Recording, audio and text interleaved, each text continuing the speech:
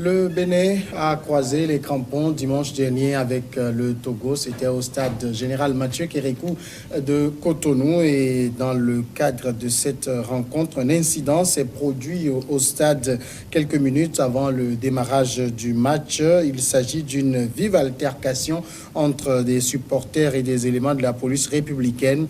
Une bagarre générale qui s'est soldée par des blessés, par balles et aux dernières nouvelles, 2 morts. Suite à ce drame, la hiérarchie policière aurait pris des sanctions contre les responsables qui sont impliqués. On en parle ce soir et plus généralement, on va évoquer ce match entre le Togo et le Bénin, également l'avenir du football togolais et du sélectionneur. On en parle avec Oncle Sam. Vous êtes l'ancien directeur technique national de la Fédération togolaise de football. Vous êtes aujourd'hui consultant formateur. Bonsoir. Bonsoir, mon nom est Samuel Ignaoui. Oui. Et bonsoir, chers téléspectatrices et téléspectateurs. D'abord, vous voulez bien nous faire peut-être cette différence-là entre l'ex-DTN que vous êtes et le formateur, consultant que vous êtes aujourd'hui?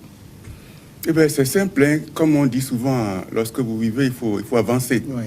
Donc, j'étais directeur technique national, aujourd'hui consultant formateur en coaching puis en parentalité. Oui. Je peux dire que la différence, c'est que je suis plus libre qu'avant. Parce qu'avant, le DTN, c'est un employé. Oui. Et avant de venir à une émission, il faut qu'il tienne informé l'employeur. Alors aujourd'hui, je retrouve à 200% ma liberté de pensée et d'action. Voilà, c'est la différence. D'accord. Oui. Alors, je le disais, hein, cette rencontre entre le Bénin et le Togo le dimanche 24 avril dernier, généralement, on sait que les rencontres entre les deux pays sont souvent électriques. À quoi cela est dû, alors que c'est 2 voisins qui ont de très bonnes relations? Vous savez, j'ai l'habitude de dire que la plupart du temps, que ce soit en Afrique ou même ailleurs, nous pensons pratiquer le football, mais c'est le warball que nous pratiquons. Warball. Le warball, la guerre. Oui. Alors que le football, c'est une fête. Et lorsqu'on parle du derby, normalement, c'est une fête. Et ce derby, le dernier derby, devait être un rendez-vous fête-foot. Ou bien foot-fête, comme vous voulez. Sauf que les gens n'ont pas appris à connaître le football.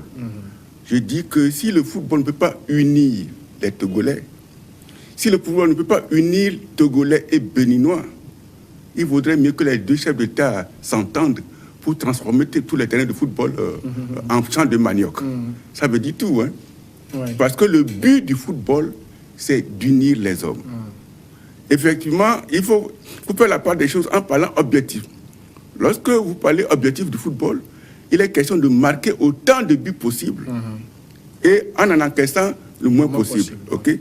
Mais le vrai but du football, c'est d'unir les hommes. Okay? Or, généralement, c'est la direction technique nationale qui doit attirer l'attention des uns et des autres sur cette nuance. Fondamentalement, le football doit unir. Or, les gens, que ce soit au plan national, vous connaissez un peu ce qui se passe au niveau de la violence.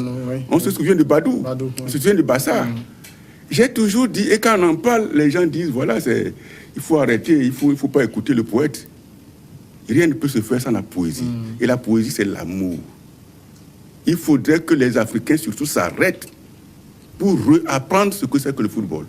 Unir les peuples, voilà. Alors là, en tout cas, la bonne nouvelle, c'est qu'il n'y a pas eu directement d'altercation entre supporters des 2 pays. On dira que cette altercation, elle reste bénino-béninoise parce que c'est des supporters qui voulaient avoir accès au stade par l'entrée E4, si j'ai bonne mémoire, selon ce que raconte un des supporters. Et puis dans la foulée, il y a un élément de la police républicaine qui dégaine. Est-ce que la police même